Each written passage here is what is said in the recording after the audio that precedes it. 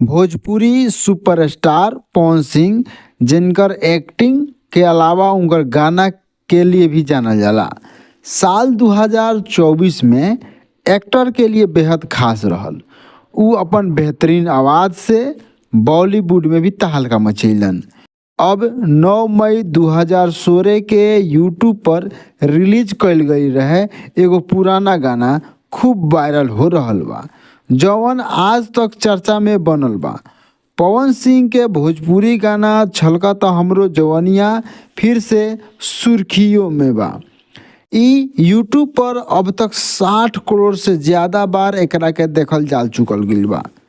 पवन सिंह राजकुमार राव के फिल्म स्त्री 2 में आई नहीं गाने से तहलका मचा दिलन। ई गाना के क्रेज लोगों के बीच अभी तक भी बनल बा।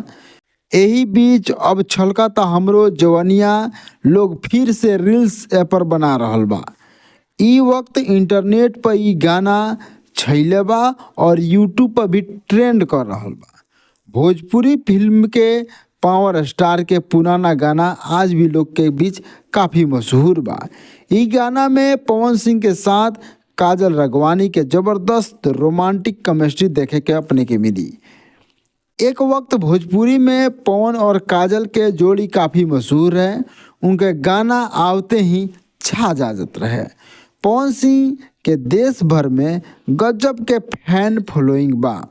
पवन सिंह 2024 के लोकसभा चुनाव में काराकाट से निर्दलीय उम्मीदवार भी रहलन।